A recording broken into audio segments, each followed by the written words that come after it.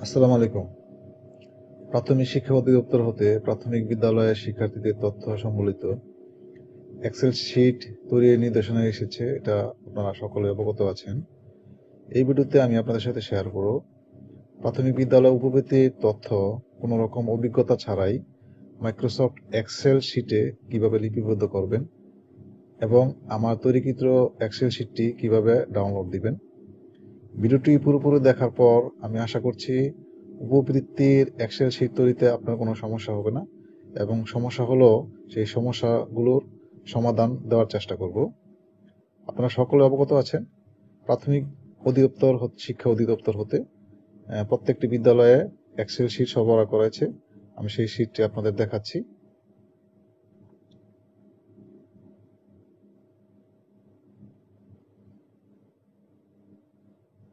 এই যে দেখুন, এই শীটটি সরবরাহ করা হয়েছে।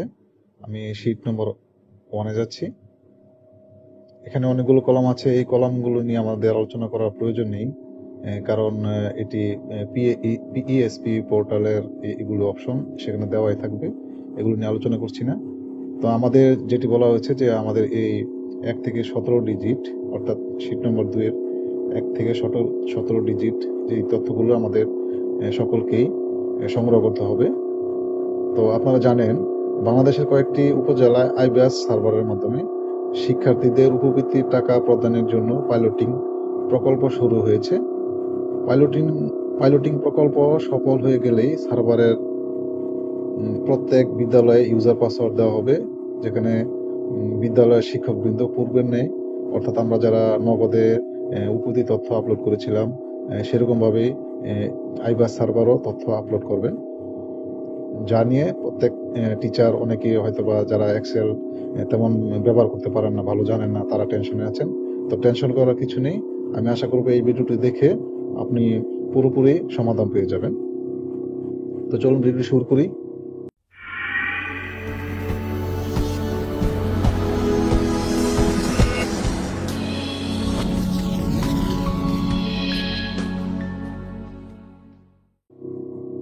প্রথমে নিয়ে যাচ্ছি আমার তৈরিকৃত এক্সেল শিট, কারণ আপনারা এখানে দেখুন যে এক্সেল শিটটি আছে, এখানে কিছু কিছু সমস্যা আছে এবং ঘরগুলো অনেক ছোট।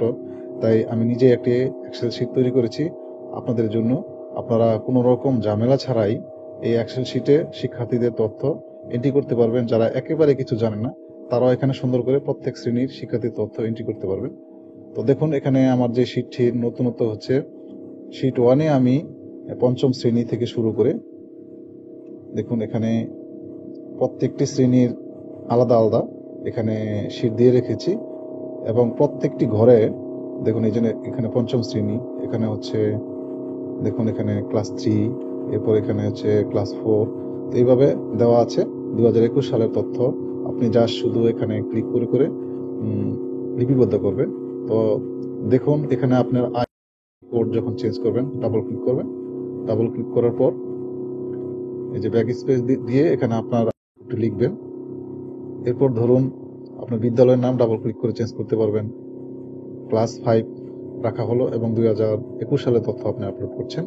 মনে রাখবেন কিভাবে আপলোড করবেন। আমি দেখুন, আপনি কোনো রকম ঝামেলা ছাড়া কিভাবে করতে পারবেন। আমি যদি রোল নাম্বার 1 তার তথ্যগুলো আপলোড করছি, সাপোজ আমি তার নামটি লিখছি। আপনারা মনে রাখবেন, নাম বলে অবশ্যই আপনার জন্ম নিবন্ধন সনদ অনুযায়ী পুরো নামটি লিখতে হবে। এরপর ধরুন ট্যাবে ক্লিক করবেন। ট্যাবে ক্লিক করে এখানে দেখুন বার্থ রেজিস্ট্রেশন নাম্বার আছে, বার্থ রেজিস্ট্রেশন নাম্বারটি আপনি দিবেন। আমি একটা দিচ্ছি, যে কোনো।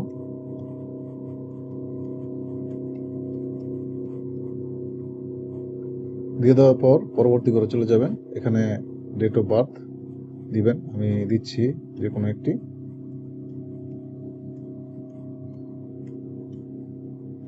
নেক্সটে ক্লিক করবেন। Gender female. মাদার্স নেম, এই মাদার্স নেমটি অবশ্যই তার শিক্ষার্থীর পিতামাতার আইডি কার্ডের অনুযায়ী দিবেন। মাদার্স ডেট অফ বার্থ দিবেন। মাদার্স এনআইডি আমি গড়গড় এমনভাবে তৈরি করেছি যেন আপনার 17 ডিজিট অথবা 10 ডিজিট যেটাই দেন না কেন সবগুলো দিতে পারেন।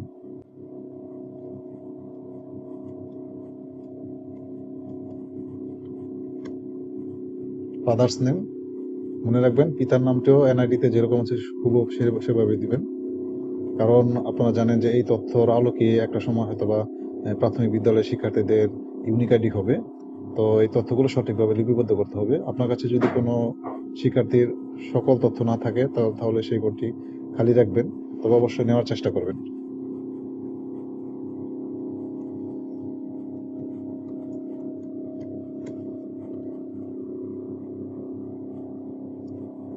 পিতার জন্ম তারিখটি দিবেন।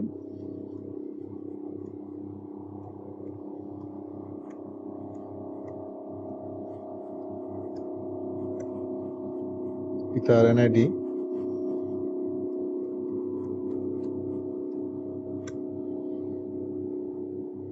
এনআইডি কার্ড, অবশ্যই এনআইডিটি আমি আবার বলছি, এনআইডি নাম্বারটি 17 ডিজিটের দেওয়ার চেষ্টা করবেন। নতুবা স্মার্ট কার্ড যাদের আছে তারা তো জানেনই যে 10 ডিজিটের হয়, সেটি দেবেন। এটা হচ্ছে বেনিফিশিয়ারি নেম, অর্থাৎ যার মোবাইলে টাকা যাবে তার নামটি দিতে হবে। আমরা সাধারণত মায়ের নামটি ব্যবহার করব। এই ক্ষেত্রে আপনি যেটি করবেন, এই পুরো 3টি কলাম আপনি একসাথে কপি করবেন, রাইট ক্লিক করে আবার করে নিচ্ছি,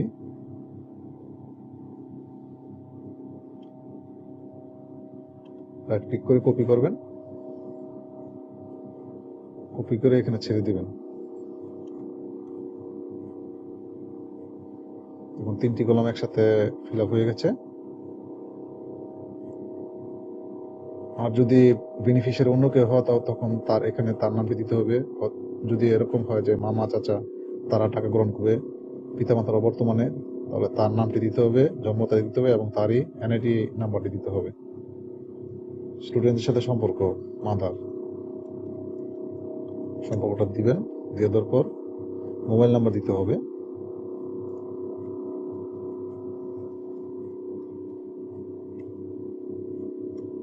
এরপর নেক্সটে ক্লিক করার পর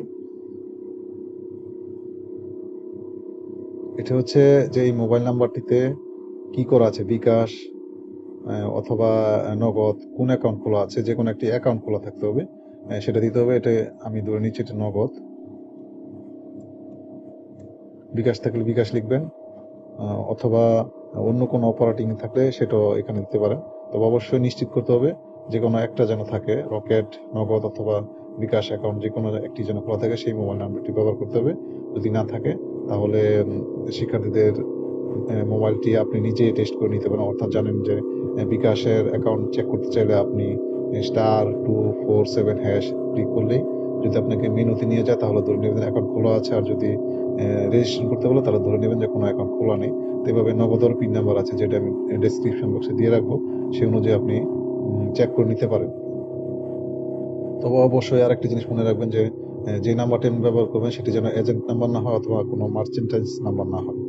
তো এইগুলো পূরণ করা হয়ে গেলে আরো কিছু কাজ আছে, দেখুন আমি দেখিয়ে দিচ্ছি।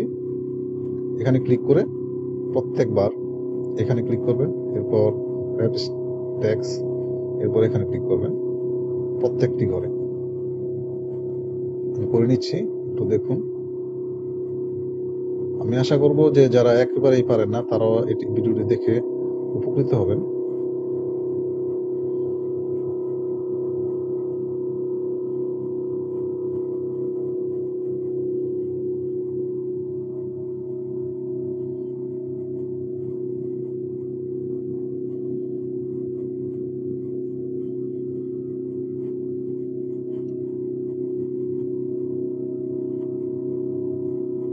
প্রত্যেকবার লেখার পরে এই কাজটি করতে হবে।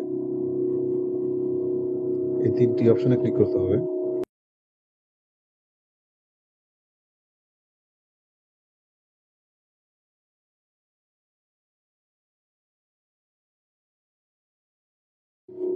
শেষ। এভাবে যখনই আপনার এই কাজগুলো শেষ হবে, কয়েকটি লেখার পর এখানে এখানে ক্লিক করলে সেভ হয়ে যাবে। তো এভাবে আপনি যখন একটি শ্রেণীর, আমি যেহেতু এখানে পঞ্চম শ্রেণী উল্লেখ করেছি, পঞ্চম শ্রেণীর যখন আপনি সবগুলো ঘর পূরণ করে ফেলবেন তখন এই অংশে ক্লিক করে সেভ করবেন তো আপনার যে সমস্যাটা হবে আমি একটু দেখে নিচ্ছি।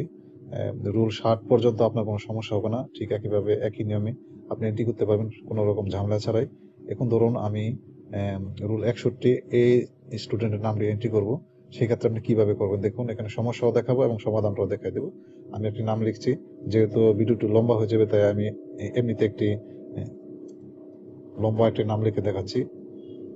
ধরুন এটি স্টুডেন্টের নাম, এই করে চলে গেছে। এরপর আপনি নেক্সটে ক্লিক করে ক্লিক করে চলে যাবেন, ট্যাবে ক্লিক করবেন। এই যে দেখুন আমি নেক্সট ঘরে চলে গেছি। তো এর আগে আমি যেটা বলবো যে এই ঘরটি আগে কমপ্লিট করে নেবেন। ঠিক একইভাবে আমি একটু আগে যেটি দেখিয়েছিলাম, এখানে ক্লিক করবেন, এরপর এখানে ক্লিক করবেন, এরপর এখানে ক্লিক করবেন। দেখুন নাম যদি বড় হয় তখন ঘরটিও বড় হয়ে যাবে, এটা নিয়ে কোনো টেনশন করবেন না। এরপর চলুন পরবর্তী ঘরে। পরবর্তী ঘরটি হচ্ছে, আপনারা জানেন যে এটা হচ্ছে স্টুডেন্টের রেজিস্ট্রেশন নাম্বার, অর্থাৎ বার্থ রেজিস্ট্রেশন নাম্বার। আমি দিচ্ছি যে কোনো একটি, ইচ্ছে মতো আমি দিচ্ছি। দেখুন ধরুন 17 ডিজিট হয়ে গেছে। এরপর যখন আপনি পরবর্তী করে যাবেন, দেখুন এখানে লেখাগুলো এরকম হয়ে গেছে, আগে কিন্তু এরকম হয়নি। তো এটার কারণ হচ্ছে, এরকম যদি হয়, আপনি যেহেতু আমি বলেছি 160-এর পর যেই ঘরগুলো আসবে এরকম সমস্যা হবে, তখন আপনি কি করবেন দেখুন।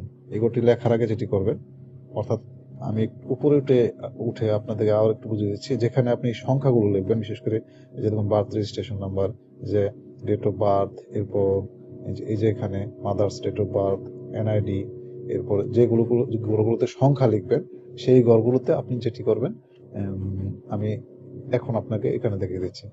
তো এখানে রেজিস্ট্রেশন নাম্বার যেহেতু দিবেন, লেখার আগে আপনি যেটি করবেন, আপনি এখানে চলে যাবেন। এই ঘরে আসার পর এই যে অপশনটা আসছে, এরপর মোর নাম্বার, এখানে ক্লিক করবেন। ক্লিক করে আসেনি, একটু ওয়েট করুন। এই যে দেখুন টেক্সটে ক্লিক করবেন, ওকে ক্লিক করবেন। এরপর এখানে লিখতে পারেন, দেখুন আমি লিখছি।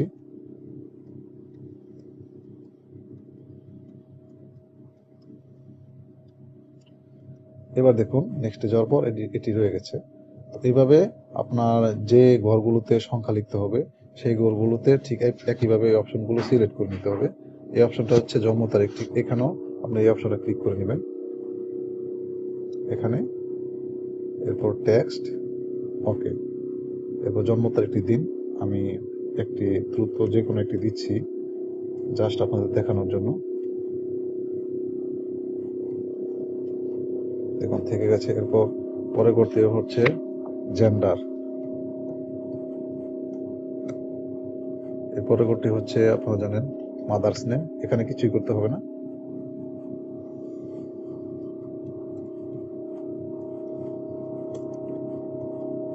একটু বড় করে দেখাচ্ছি, যে কোনো একটা ধরে নিয়ে নিজের নামটা এরকমের। তখন আপনি যেটি করবেন, আপনি এই ঘরে এসে এখানে ক্লিক করবেন, এখানে ক্লিক করবেন, আবার এখানে ক্লিক করে দেবেন। পরবর্তী করতে হচ্ছে জন্ম তারিখ।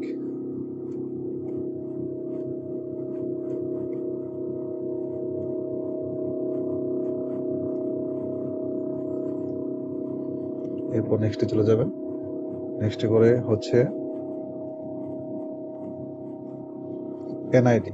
এনআইডি ঘরও ঠিক আছে, যেহেতু এটা এখানে সংখ্যা লিখতে হবে, এখানে আসবেন। এরপর টেক্সটে চলে যাবেন, এরপর এনআইডি নাম্বারটি দিবেন।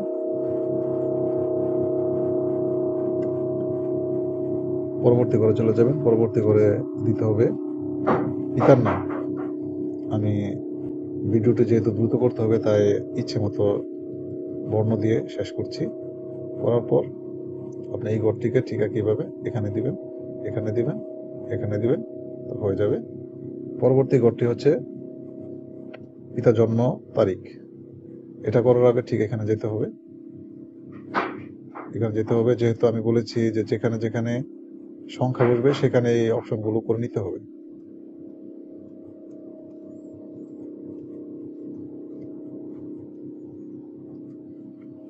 এরপর পরবর্তী ঘরে চলে যাবেন। পরবর্তী ঘরটি হচ্ছে পিতার এনআইডি নাম্বার। যেহেতু এনআইডি একটি সংখ্যা, তাই এখান থেকে অপশন আবার চেঞ্জ করে নেবেন। ওকে দিচ্ছি ইচ্ছে মতো। পরবর্তী ঘরে চলে যাবেন। পরবর্তী ঘরটা হচ্ছে বেনিফিশিয়ারি নেম।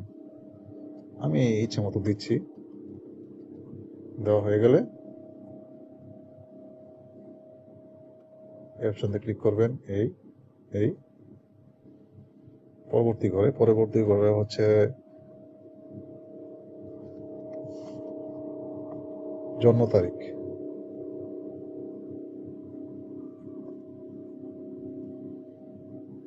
এটি দেওয়ার আগেও এখান থেকে সিলেক্ট করে নিতে হবে, অথবা অপশন চেঞ্জ হয়ে যাবে।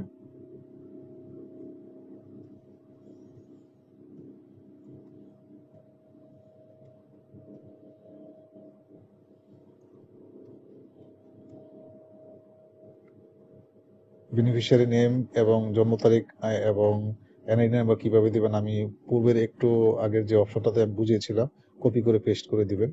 জাস্ট এখানে অপশনগুলো বোঝানোর জন্য। আপনি যদি নতুন কলাম অ্যাড করে নেন সেই ক্ষেত্রে কি করবেন সেটা আমি বোঝানোর জন্য আপনাকে দেখিয়েছি। এখানেও কি করতে হবে, এই অপশনগুলো চেঞ্জ করে নেবেন। এরপরে আসছে এনআইডি নাম্বার দেওয়ার আগে আপনাকে এই ঘরটা চেঞ্জ করতে হবে। আমি আবারও বলছি, যেখানে আপনার সংখ্যা দিতে হবে সেখানে এই অপশনগুলো টেক্সট এই অপশনটা দিয়ে নেবেন। পরবর্তী ঘরে চলে যাবেন।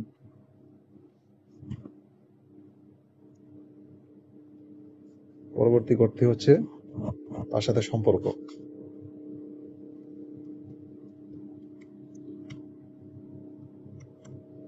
পরবর্তী হচ্ছে মোবাইল নাম্বার। তো মোবাইল নাম্বার যেহেতু সংখ্যা, এখানে এই অপশন আবার চেঞ্জ করে নেবেন।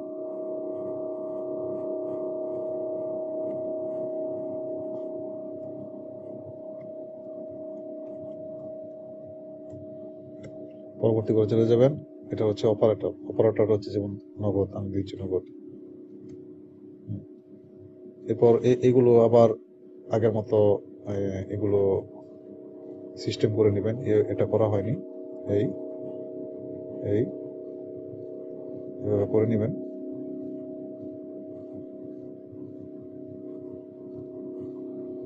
এই 3টি অপশন করে নিতে হবে।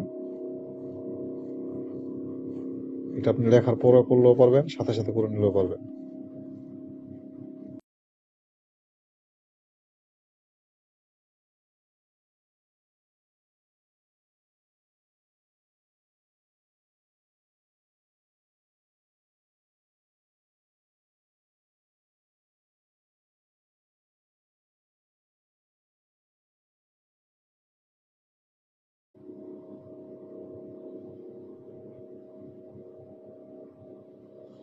দেখুন শেষ হয়ে গেছে। শেষ হয়ে গেলে আপনি যেটি করবেন, এখন ইচ্ছে করলে আপনি সেভ করে নিতে পারেন অথবা না করতে পারেন। তো সাইডের উপরে যে ঘরগুলো আপনি করেন ঠিক একইভাবে করতে হবে। এখন দেখে দিচ্ছি, আপনি যদি মনে করেন যে আপনার স্টুডেন্ট সংখ্যা 60 জনই আপনার শ্রেণীতে, পঞ্চম শ্রেণীতে কম আছে, সেক্ষেত্রে আপনি যেটি করবেন, আপনি যদি কোনো ঘর কাটতে চান তাহলে যেটি করবেন, ধরুন এই ঘরটা আপনি কেটে ফেলবেন। এই ঘরে ক্লিক করবেন। একটি ক্লিক করার পর রাইট ক্লিক করবেন। রাইট ক্লিক করার পর দেখুন ডিলেট হলে এই দেখুন এই অপশনটি চলে গেছে। আবার যদি আপনি কোনো অপশন অ্যাড করতে চান, এভাবে আপনি প্রত্যেকটি কাটতে পারবেন। আবার যদি আপনার যে কটি ঘর রাখা দরকার রাখবেন। আবার যদি আপনি অ্যাড করতে চান সেক্ষেত্রে ঠিক একইভাবে আবার এখানে ক্লিক করবেন। যেখানে ইচ্ছা ক্লিক করে নিতে পারেন। যখন এরকম চিহ্ন এসে যাবে তখন আপনি এই যে এই অপশনে ক্লিক করে রাইট ক্লিক করবেন, আবার ইনসার্ট দিবেন। ইনসার্ট দিলে দেখুন একটা ঘর বড় হয়ে বেশি হয়ে গেছে। তো এইভাবে আপনার শ্রেণীতে যতটি ঘর দরকার অ্যাড করতে পারেন অথবা কেটে দিতে পারেন।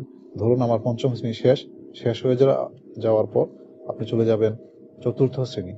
তো চতুর্থ শ্রেণীতে ঠিক একইভাবে আপনি স্টুডেন্ট এখানে তালিকা লিপিবদ্ধ করতে পারবেন।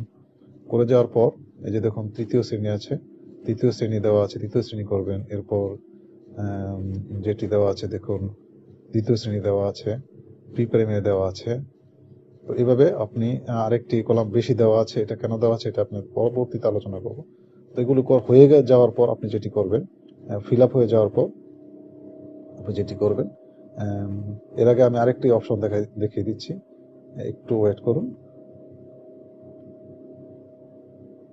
এই যে দেখুন, আপনি যদি এখানে স্টুডেন্টের এখানে সিরিয়াল দিতে চান, আপনার উপরে দুটো অপশন অটোতে এসে যাবে। এই দুটো অপশন সিলেক্ট করে এই যে চিহ্নটা আছে এখানে টান দেওয়ার পর অটোমেটিক এসে যাবে, আপনাকে কষ্ট করতে হবে না।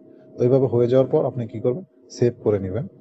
সেভ করে নেওয়ার পর এই ফাইলটি, আমি প্রথম শীটের কথা আপনাদের বলেছিলাম যে প্রথম শীটটি প্রত্যেকটি শ্রেণী এখানে একটি শীটে দেওয়া আছে, আর এখানে হচ্ছে আলাদা আলাদা শীট দেওয়া আছে। আপনি আলাদা আলাদা ইচ্ছে করলে আলাদা আলাদা পঞ্চম শ্রেণী এই শীটে আছে, তৃতীয় শ্রেণী এই শীটে আছে, দ্বিতীয় প্রথম শ্রেণী ক্লাস 4 প্রি প্রাইমারি, এবং একটি বেশি দেওয়া আছে। বেশি রেতে দিয়েছে সেটা আমি পরবর্তী আলোচনা করছি। আপনি এইভাবে 2021 সালের কাজটি শেষ হয়ে যাওয়ার পর আপনি যেটি করবেন, এখন ফাইল সেভ করবেন। সেভ করতে হলে আপনি করবেন সেভ এস দিয়ে আপনার ডেস্কটপ অথবা আপনার পিসি যেখানে আপনি রাখতে চান, ধরুন আমি ডেস্কটপে রাখবো, ডেস্কটপের যে কোনো একটি অপশনে রাখবো। দেখুন আমি ডেস্কটপের ধরুন আমি এই অংশে রাখবো, দেয়ালিকা এই অংশে আমি রাখবো। এখন 2021 সালের শীটটি এখানে চলে যাবে, সেভ করা হয়ে গেল এক্সেল শীট হিসেবে, সেভ হয়ে গেল। এখন আপনি যেটি করবেন, আমি আপনাদেরকে এবার 2021 সাল যখন শেষ হয়ে যাবে আপনার 2022 সালটি করবেন। সেটি কিভাবে করবেন একটু দেখুন। আমরা যেহেতু অবগত আছি যে 2021 সালের যারা যে সকল স্টুডেন্ট, তারা পরবর্তী ক্লাসে রুল, নাম সকল কিছু একই থাকবে, জাস্ট শুধু শ্রেণীটা চেঞ্জ হবে। তো আমি আপনাদেরকে আবার প্রথম থেকে বুঝিয়ে দিচ্ছি যে এখানে এই প্রথম শীটে প্রত্যেকটা শ্রেণী আছে। ধরুন আপনি পঞ্চম শ্রেণী কাজটি করেছেন, এখন পঞ্চম শ্রেণী ষষ্ঠ শ্রেণীতে চলে যাবে, সেটা আপনার দরকার নেই। সেক্ষেত্রে আপনি যেটি করবেন, জাস্ট 2000 এই অংশটুকু সিলেক্ট করবেন, রাইট ক্লিক করে টেনে সিলেক্ট করবেন। এখন আপনি চাচ্ছেন যে আপনি এটুকু রাখবেন না, অর্থাৎ যেহেতু পঞ্চম শ্রেণী ষষ্ঠ শ্রেণীতে চলে গেছে, আপনার যদি প্রাথমিক বিদ্যালয় হয়ে থাকে তাহলে কেটে দিবেন। এখানে সিলেক্ট করে জাস্ট রাইট ক্লিক করবেন, চলে গেছে একটু সরি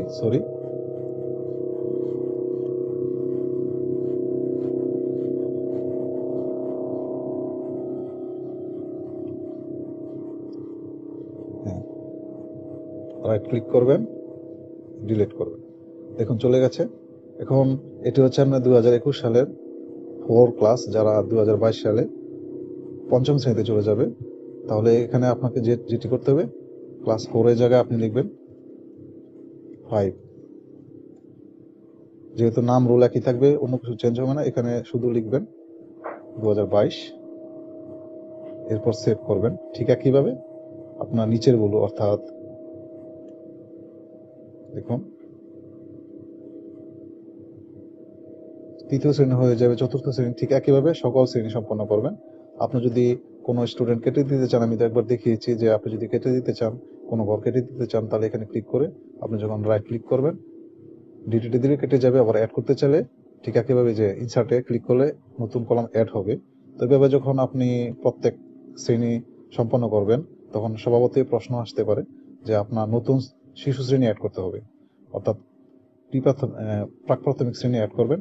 তো এখানে শীট দেখুন বেশি দেওয়া আছে, এবং এখানে কোনো শ্রেণী লেখা না, আপনি ইচ্ছা মতো লিখে নেবেন, প্রি প্রাইমারি লিখে নেবেন। লিখে আপনার এই কলামটি পূরণ করবেন, অর্থাৎ প্রথম শীটে আপনার সকল তথ্য লিপিবদ্ধ হয়ে যাবে। জাস্ট ক্লাস শ্রেণী চেঞ্জ করবেন এবং সালটি চেঞ্জ করবেন। তো আবার ঠিক একইভাবে আপনি যদি শীটের মাধ্যমে আলাদা আলাদা শীটে করতে চান, তাহলে তো এই যে পঞ্চম শ্রেণীটা কেটে দিবেন। ধরুন পঞ্চম শ্রেণীর মধ্যে আপনি যেহেতু 2022 সালে 2021 সালে পঞ্চম শ্রেণীর দরকার নেই, তাই সেক্ষেত্রে কি করবেন, এই শীটে যেহেতু দেখা আছে, এই শীটে এখানে দিয়ে রাইট ক্লিক করবেন, ডিলিট করবেন, ওকে দিবেন, চলে গেছে। তাহলে এই যে দেখুন এখানে যেহেতু শীট এলোমেলো, আপনি সিরিয়াল করে নিতে পারেন। 3 হয়ে যাবে, 4 আপনি নিশ্চয়ই জানেন। এবার এই ইয়ার চেঞ্জ করবেন, এরপর এখানে আছে 2 হবে 3, ঠিক একইভাবে দেওয়া আছে। এগুলো আপনারা আলাদা আলাদাভাবে, যেহেতু আলাদা আলাদা যদি করে থাকেন তা আলাদাভাবে চেঞ্জ করে নেবেন। এবং শীট একটি বেশি আছে, যেহেতু এই শীটটি অবশ্যই শিশু শ্রেণীর জন্য দেওয়া আছে, আপনি এখানে লিখে আপনি এই তথ্যগুলো পূরণ করবেন।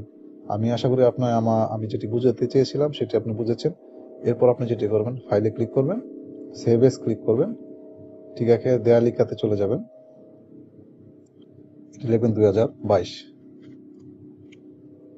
এরপর সেভ দিবেন। আমরা চেক করে দেখি।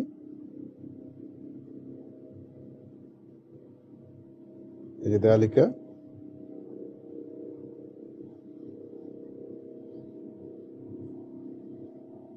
এই যে দেখুন দুটি শিট এখানে সেভ হয়ে গেছে। এখন আমি দেখাবো আপনাকে কিভাবে প্রিন্ট করবেন, সেটি আমি দেখিয়ে দিচ্ছি। ওপেন করছি। এখন শিটে এসে যাওয়ার পর আপনাকে যেটা করতে হবে, একটু ভালো করে খেয়াল করবেন। প্রথমে আপনি এটি প্রিন্ট দেওয়ার আগে পেজ সেট আপ করে নিতে হবে। এই যে দেখুন পেজ লেআউট, এখানে ক্লিক করবেন। এরপর চলে যাবেন অর্গানাইজ, ল্যান্ডস্কেপ মোডে রাখবেন। এরপর দিবেন সাইজ, অর্থাৎ আপনি কোন সাইজে প্রিন্ট দিবেন। এখানে A4 আছে, সাধারণত লিগেল পেজে দেওয়ার চেষ্টা করুন, কারণ অনেকগুলো বড় কলাম থাকলে সাধারণত লিগেল পেজ ছাড়া সুন্দর দেখা যাবে না। এটা হয়ে যাওয়ার পর আপনি যেটি করবেন, যে এই অংশে ক্লিক করবেন। দেখুন এখানে পেজটা সেট আপ করা আছে, এর জন্য আপনাদেরকে আমি এই পেজটা ছাড়া দেখাচ্ছি। পেজটা অলরেডি সেট আপ করা আছে। এই শিটে চলে যাচ্ছে। আমি আশা করব আপনারা আলাদা আলাদা শিটে প্রিন্ট দেওয়ার চেষ্টা করবেন। তো এটি আমি সেট আপ করে দেখাচ্ছি। ঠিক একইভাবে এখানে যাবেন, ল্যান্ডস্কেপ মোডে যাবেন, সাইজে চলে যাবেন, এরপর লিগ্যাল পেজে যাবেন, দিয়ে এখানে ক্লিক করবেন। এই পেজটা সেট আপ করা আছে, টেনশন করার কিছু নেই। আমি তৃতীয় পেজটি সেট আপ করে দেখাচ্ছি। প্রত্যেকটা পেজ আলাদা আলাদা সেট আপ করতে হবে। লিগ্যাল পেজে চলে যাবেন, এরপর এখানে ক্লিক করবেন। এই যে দেখুন এটি সেট আপ করা নেই। একটি সেট আপ দেখলে আপনি সবগুলো বুঝে যাবেন। আপনি যখন প্রিন্ট দিবেন তখন দেখুন এতগুলো পেজ এসে যাবে। তো এটা যেভাবে করবেন, দেখুন আপনাকে যেটি করতে হবে, এই অংশটুকু টেনে এই পাশে নিতে হবে। হয়ে গেছে, দেখুন এই যে এক পেজে এসে গেছে। এরপর আপনি যদি এখান থেকে নিচে কিছু নিয়ে নাই, যেহেতু আপনি কি করবেন, আপনার যে অংশটুকু দরকার, আপনার দরকার ধরুন আপনি 69 জন স্টুডেন্টের নাম লিখেছেন, যতজন লিখবেন কি করবেন আপনি দেখুন, আমি দেখাচ্ছি। একবার নিচের অংশে চলে আসবেন, এই অংশটা টেনে উপর দিকে তুলবেন, অর্থাৎ খালি অংশটুকু। আপনি যখন প্রিন্ট দিবেন তখন এই অংশটুকু আর প্রিন্ট হবে না।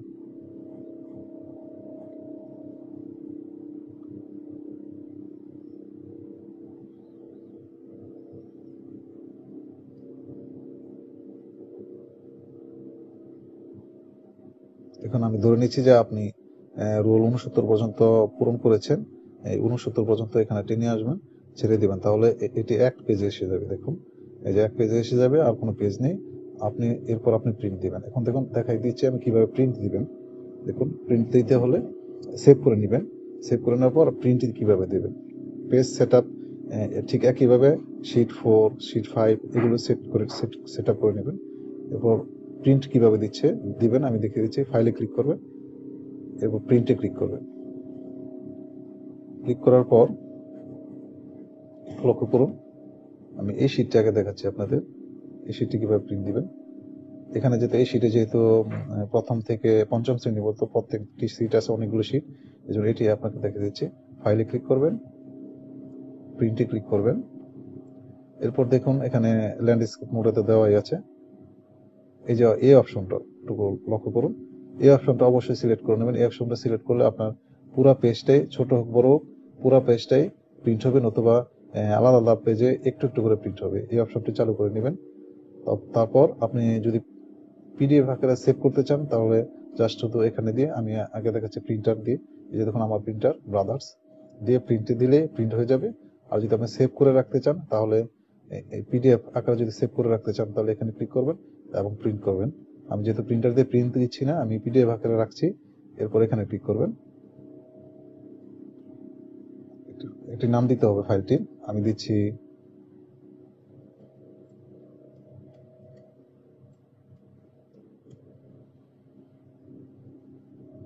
এরপর সেভ করছি। আপনি যে ফোল্ডার রেখেছেন সেখানে সেই ফোল্ডার সেভ হয়ে গেছে। ঠিক একইভাবে আপনি প্রত্যেকটি শিট এভাবে এসে এসে প্রিন্ট দিতে পারবেন। ভিউয়ার্স, আশা করি আমার ভিডিওটি দেখে আপনার ভালো লেগেছে এবং আমার এই শিটটি আপনার কাজে লাগবে। যদি ভিডিওটি ভালো লেগে থাকে এবং শিটটি আপনাদের পছন্দের থাকে তাহলে আমার পরিশ্রম সার্থক হবে। কিছু একটি কমেন্ট করে জানালে আমি আরো বেশি খুশি হব। ধন্যবাদ ভিডিও দেখার জন্য।